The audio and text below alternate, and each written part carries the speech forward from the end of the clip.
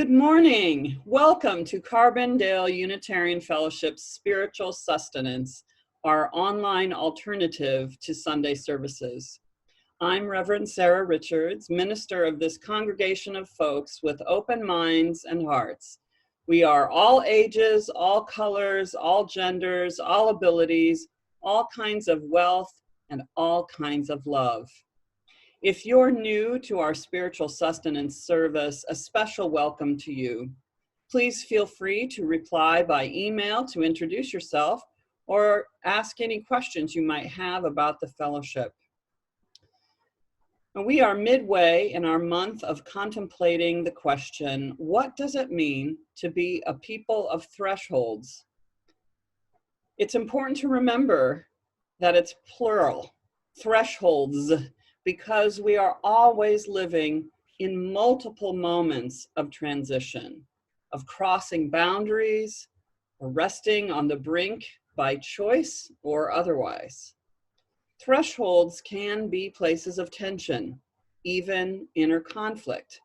They can be places of peace and deep knowing. They can be places of loss and of growth. Today, we look at some of these thresholds that are part of the human experience, no matter our life stage or identity. Let's get started by lighting a chalice, symbol of Unitarian Universalism. I invite you to light your own chalice or bring Cuff's challenge to mind as Linda Linson reads the chalice lighting. Our chalice lighting this morning is Ready for Any Seed the Winds May Bring by Henry Frederick Ariel. Let mystery have its place in you. Do not be always turning up your whole soil with the plowshare of self-examination, but leave a little fallow corner in your heart ready for any seed the winds may bring, and reserve a nook of shadow for the passing bird. Keep a place in your heart for the unexpected guests, an altar for an unknown God.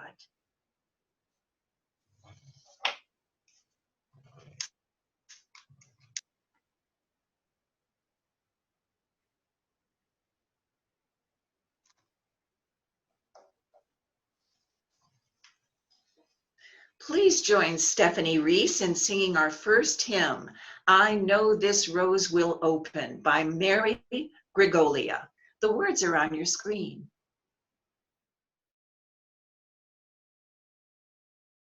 I know this rose will open. I know my fear will burn away. I know my soul will unfurl its wings. I know this rose will open. I know this rose will open.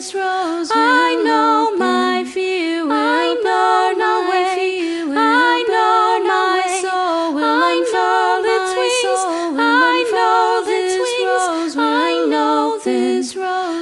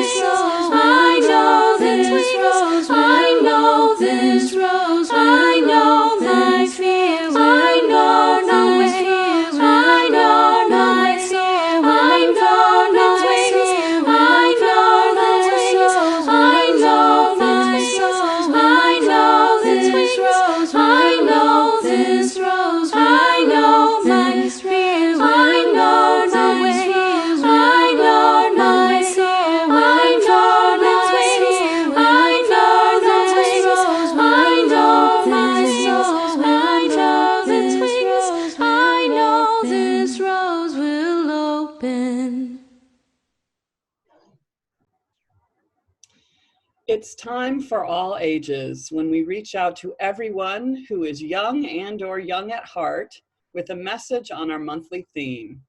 So if you are young or think of yourself as young, regardless of how old you are, Time for All Ages includes you.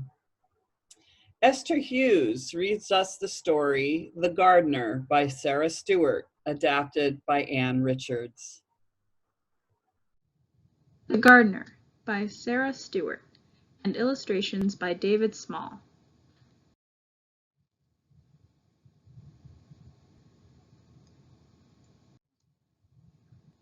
August 27th, 1935. Dear Uncle Jim, Grandma told us after supper that you want me to come to the city and live with you until things get better. Did she tell you that Papa has been out of work for a long time and no one asks Mama to make dresses anymore? We all cried, even Papa, but then Mama made us laugh with her stories about your chasing her up trees when you were both little. Did you really do that? I'm small but strong, and I'll help you all I can.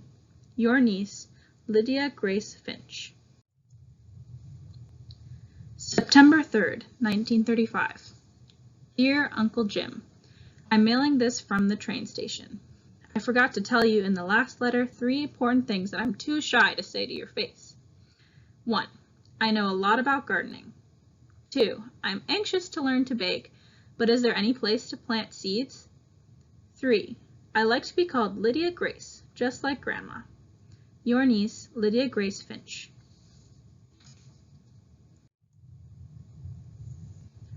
September 4th, 1935. Dear Mama, I feel so pretty in your dress that you made over for me. I hope you don't miss it too much. Dear Papa, I haven't forgotten what you said about recognizing Uncle Jim. Just look for Mama's face with a big nose and a mustache. And dearest Grandma, thank you for the seeds. The train is rocking me to sleep, and every time I doze off, I dream of gardens. Love to all, Lydia Grace.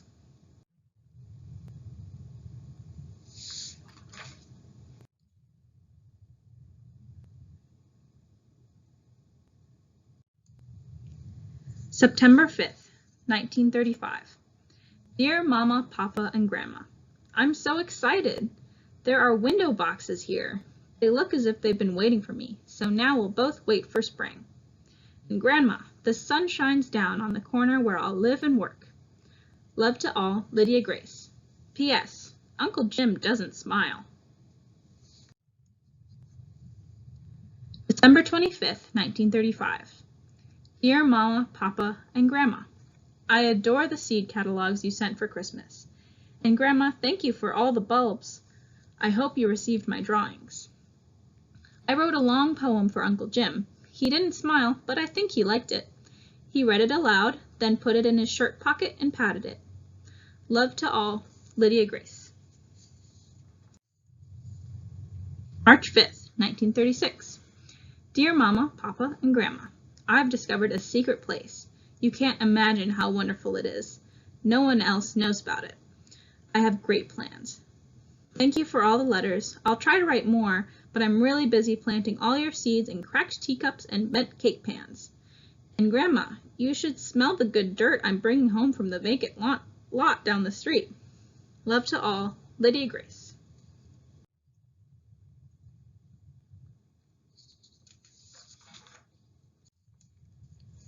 April 27th, 1936. Dearest Grandma, all the seeds and roots are sprouting. I can hear you saying, April showers bring May flowers. We're sprucing up the bakery, and I'm playing a great trick on Uncle Jim. He sees me reading my mail, planting seeds in the window boxes, going to school, doing my homework, sweeping the floor, but he never sees me working in my secret place. Love to all, Lydia Grace. P.S. I'm planning on a big smile from Uncle Jim in the near future. June 27th, 1936. Dear Grandma, flowers are blooming all over the place. I'm also growing radishes, onions, and 3 kinds of lettuce in the window boxes. Some neighbors have brought containers for me to fill with flowers, and a few customers even gave me plants from their gardens this spring. They don't call me Lydia Grace anymore. They call me the Gardener. Love to all, Lydia Grace. July 4th, 1936. Dearest Mama, Papa, and Grandma, I am bursting with happiness. The entire city seems so beautiful, especially this morning. The secret place is ready for Uncle Jim. At noon, the store will close for the holiday, and then we'll bring him up to the roof. I've tried to remember everything you ever taught me about beauty. Love to all, Lydia Grace. P.S. I can already imagine Uncle Jim's smile. July 11th, 1936. Dear Mama, Papa, and Grandma, my heart is pounding so hard I'm sure the customers can hear it downstairs. At lunch today, Uncle Jim put the closed sign on the door and told me to go upstairs and wait. He appeared with the most amazing cake I've ever seen, covered in flowers. I truly believe that cake equals 1,000 smiles. And then he took your letter out of his pocket with the news of Papa's job. I'm coming home. Love to all, and see you soon. Lydia Grace. P.S. Grandma, I can't wait to help you in your garden again. We gardeners never retire.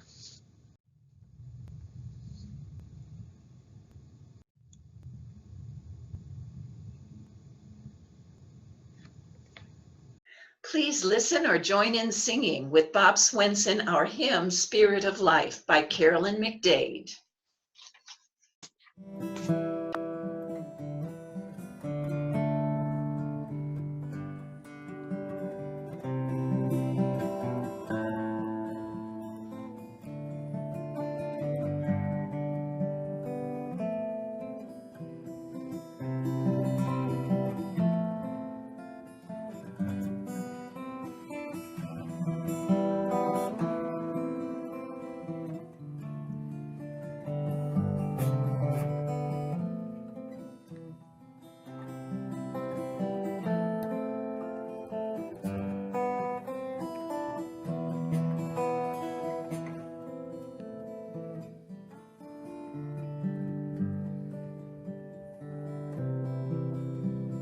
Spirit of life, come unto me. Sing in my heart all the strains of compassion. Oh, in the wind, rise in the sea, moving and giving light the shape of justice. Words hold me close, wings set me free. Spirit of light, come to me,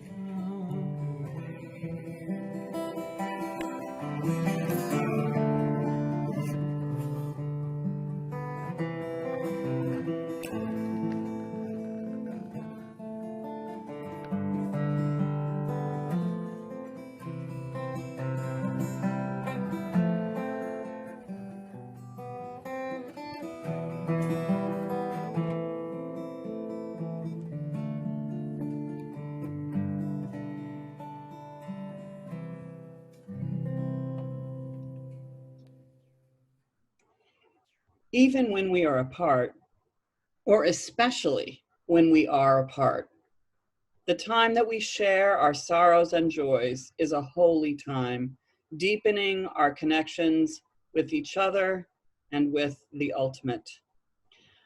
I invite you to speak your own sorrows and joys aloud now, dropping a pebble into a bowl of water, letting your feelings ripple out to unseen hearts.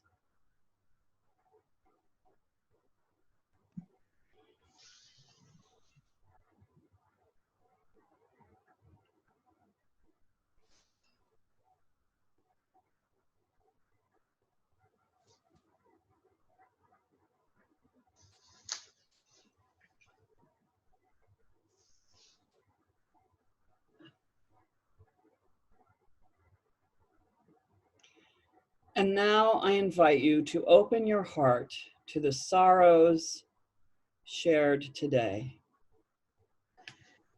During our Vespers service last Wednesday, I mentioned my concern for Rob Gallagly, who shared on Facebook that he was let go from his position after 18 years of working in the hospitality industry. There are so many people in our community in this situation. Rob, Karen, Brendan, we want you to know that you're in our thoughts.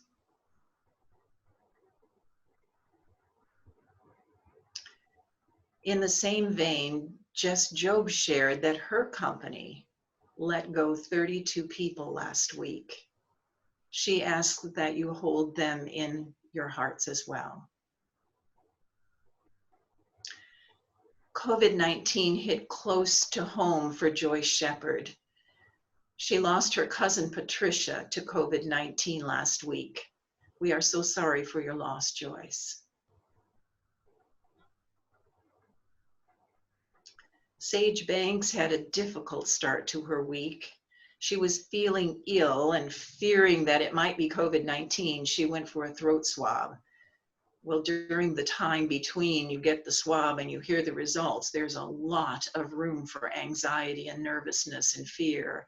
And she experienced all of that until she joyfully, and we are joyful for her, found out that it was negative. She is not with COVID, and we hope you get well quickly. And we're thinking about you. Also, during the Vesper service, Sage asked for and expressed a collective sadness for all who are diagnosed with COVID-19. Jody Ruffner pointed out that many students, including her Aiden, are graduating high school from the confines of their homes this May. These students will be unable to experience all that goes with high school graduation: friends, high fives, hugs, commencement marching, receiving your diploma with your parents in the audience, going to parties, and so much more. It's a tough time. It's a sad time.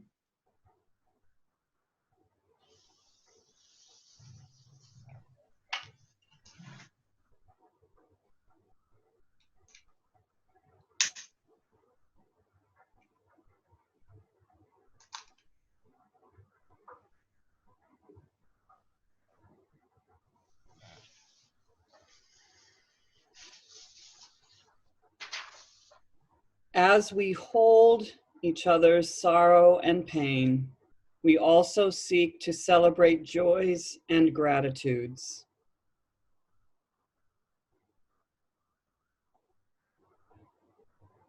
Janet Harris would like to thank Jess Job and Chris Wisman for their above and beyond kindness.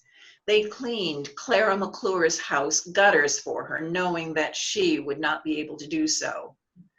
Jess also sent a lovely supportive card for Janet's dad and Clara, which was shared with them. Janet is also grateful for the many cards that Lorraine Wright has sent to Clara and her dad.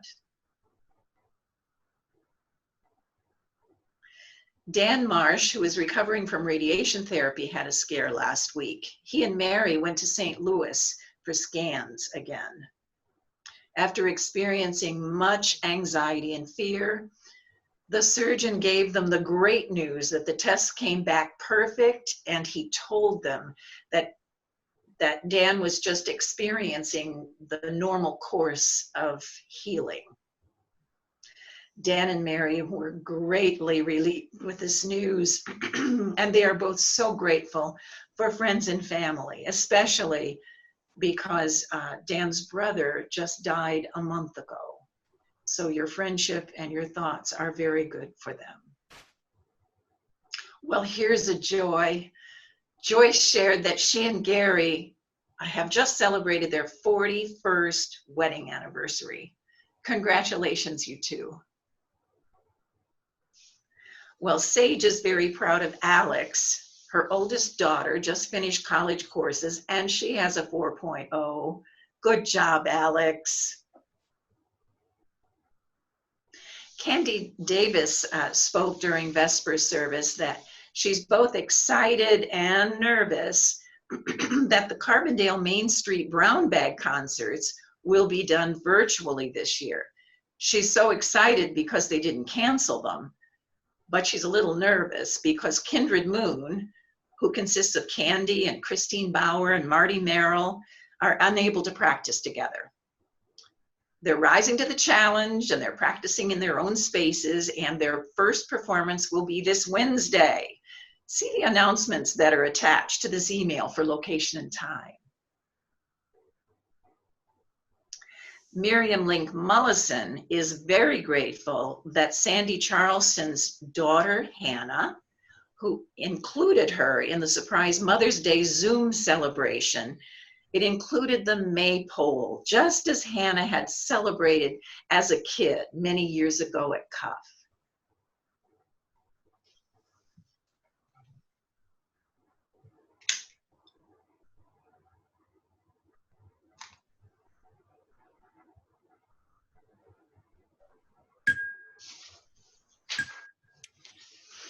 For all the sorrows and joys, worries, and thanks expressed aloud or held inside, we have lit candles, and now we'll share a moment of silence.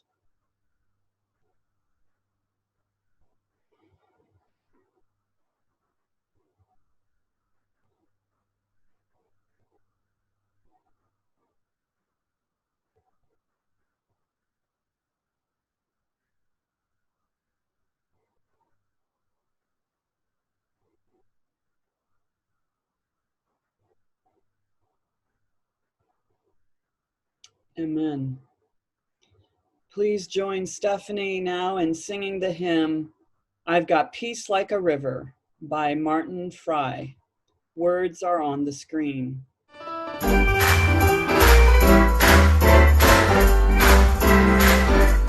I've got peace like a river, I've got peace like a river, I've got peace like a river in my soul. I've got peace like a river, I've got peace like a river, I've got peace like a river in my soul. I've got joy like a fountain, I've got joy like a fountain, I've got joy like a fountain in my soul. I've got joy like a fountain, I've got joy like a fountain, I've got joy like a fountain in my soul. I've got love like an ocean, I've got love like an ocean, I've got love like an ocean in my soul. I've got love like an ocean, I've got love like an ocean, I've got love like an ocean in my soul.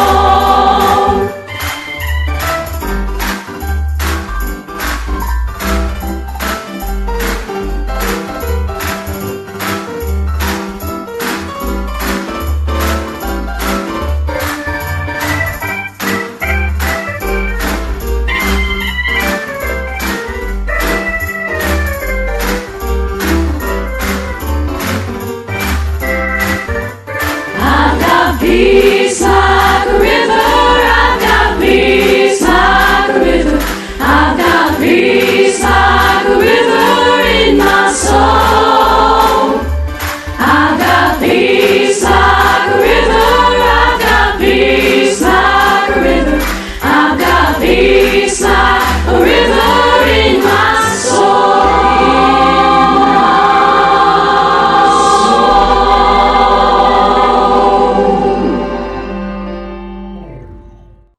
We are separated by distance, but our commitment to the fellowship and to our community remain. As we share our sorrows and joys, we also share our financial resources to deepen those commitments. Our fellowship is here now and will be here in the days to come, providing a spiritual virtual home and personal spiritual space, supporting our communal needs. The reality of the need for financial support is also here.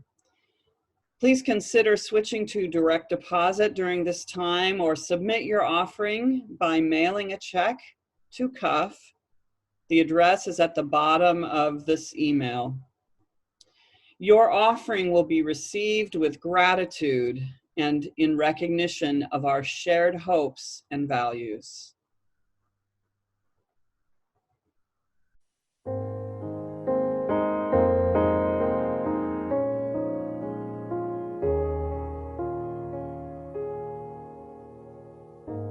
Somewhere over the rainbow,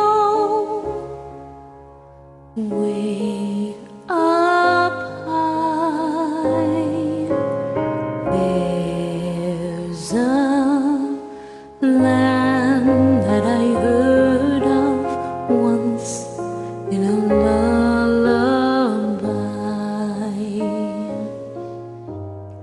Somewhere over the rainbow, skies are blue, and the dreams that you dare to dream really do come true. Someday I'll wish upon a star and wake up where the clouds are far behind me, where troubles melt like lemon drops away above the chimney tops. That's where you'll find me.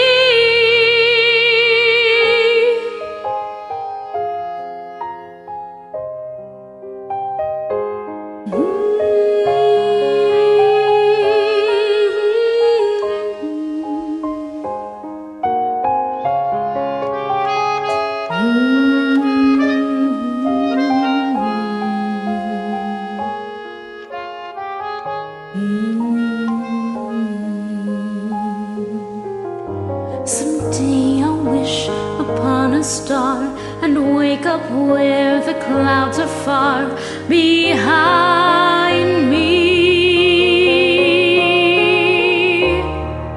where troubles melt like lemon drops away above the chimney tops. That's where you'll find me. Oh, somewhere over the rainbow, bluebirds fly, birds fly over the rainbow. Why, oh, why can't I? If happy little bluebirds fly beyond the rainbow, why, oh, why can't I?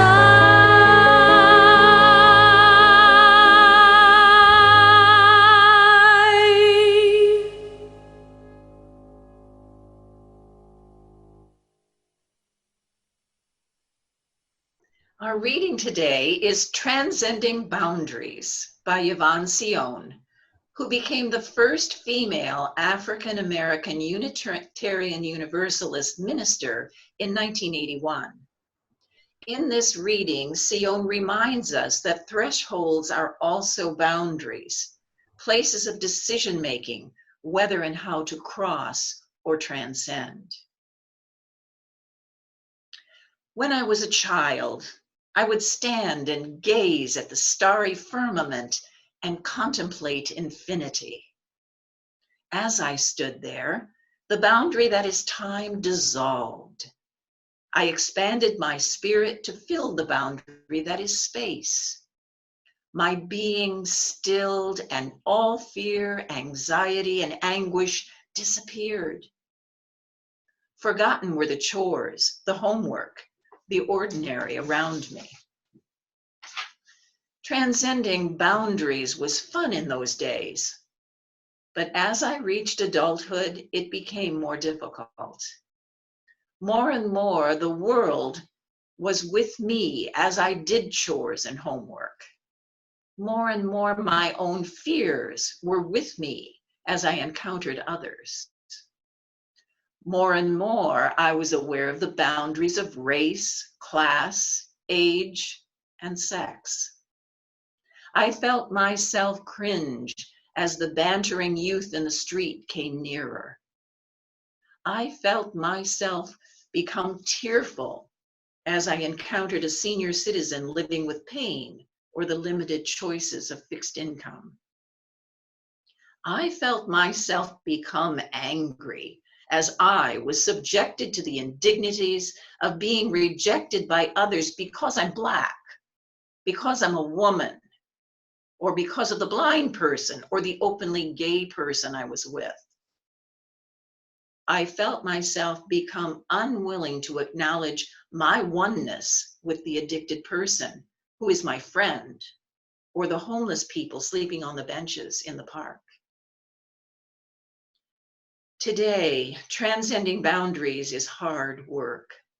For one thing, I've created more of them since I was young, and I've built them higher and stronger than they once were.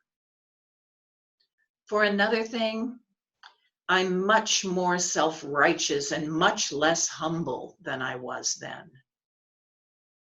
Sometimes when I'm at my best, I remember that the other I distinguish myself from could be me in another time, another place, another circumstance. Then I remember the words of a colleague who observed that it is my racism, my sexism, my homophobia that I am called upon to address. So I take a few deep breaths and begin to release the fears that are the boundaries between me and my fellow humans.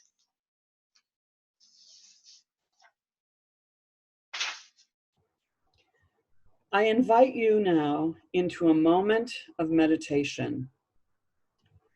Sitting comfortably with your feet on the floor, back straight, shoulders relaxed, maybe roll them back a couple of times. Rest your hands on your lap.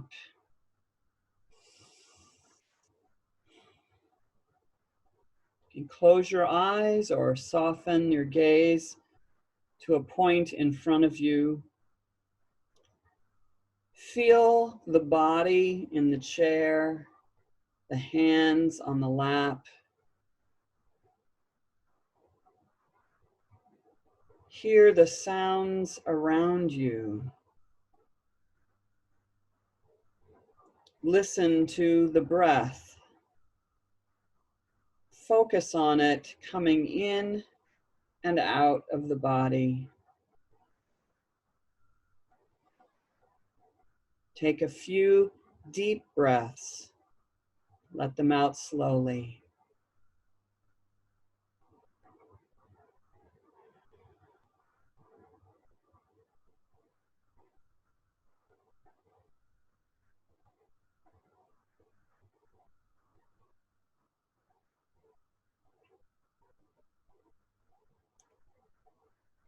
Now bring to mind a place of peace, a place that you feel safe and content. Picture yourself in that place, in a state of relaxed awareness.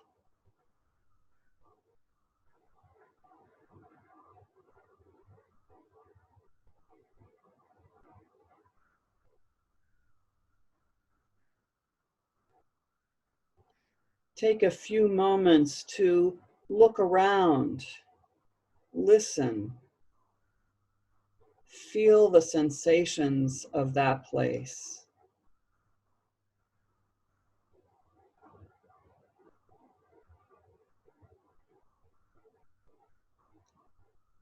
Who are the other living beings in that place? Plants, animals, people? Take a few moments to feel their presence and your connection with them.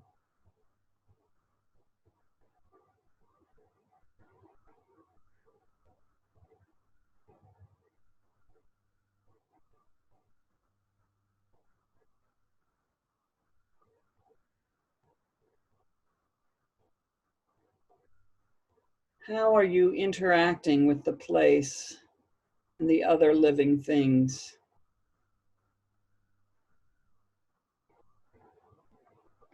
Are you watering a plant?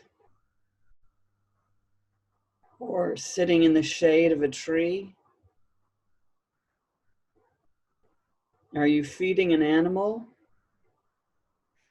Or watching with wonder as it runs or flies or looks back at you?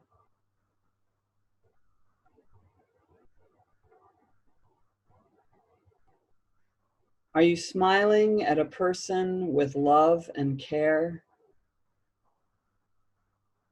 and receiving a loving smile back? Take a few moments more in this place of peace, picturing yourself fully engaged and fully relaxed.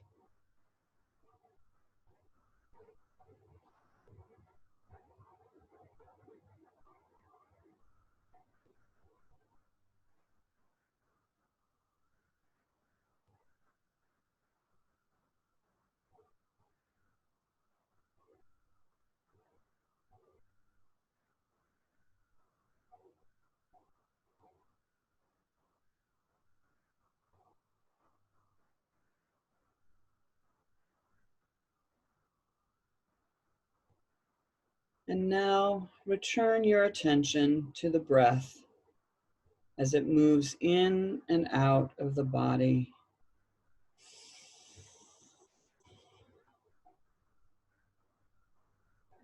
Hear the sounds in the room around you. Feel the body in the chair, the hands on the lap.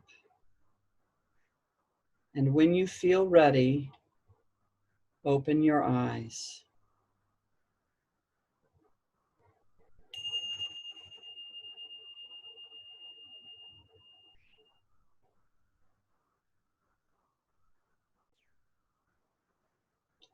In many ways, life is very different during the pandemic than it was before.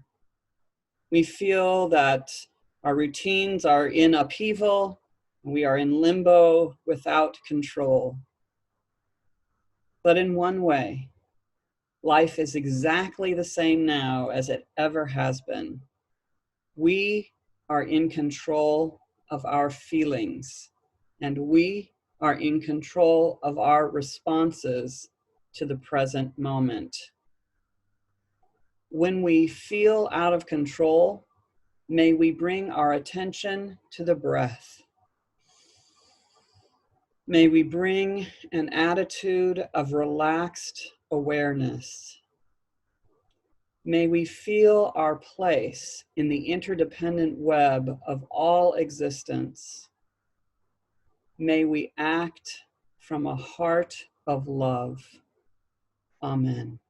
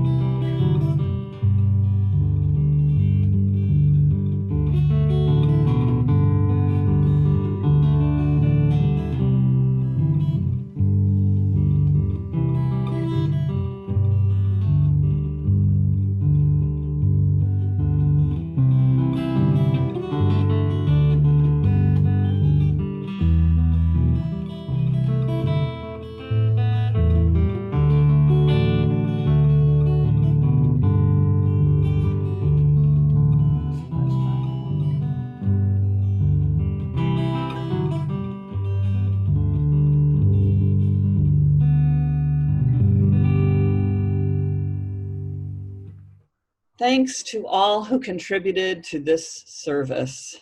Musicians Stephanie Reese, Karen and Bob Swenson, and Maki Ito Pardiek. Much gratitude to our facilitator, Linda Linson. And thanks to all who contributed to this online service. That includes each and all of you who watch the video, read the words, sing the songs, send your check, share your sorrows and joys. We feel each other's presence and help each other get through these difficult days. And now, please join hands if you've got someone with you, or turn your palms up to receive and give the benediction.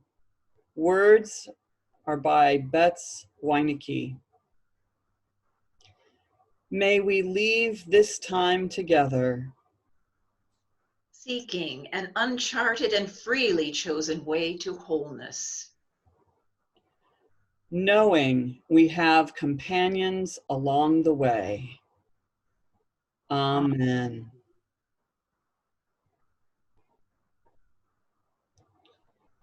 Now, please join in singing our sung benediction, Blessings of Love, played by Maki Ito Pardiek.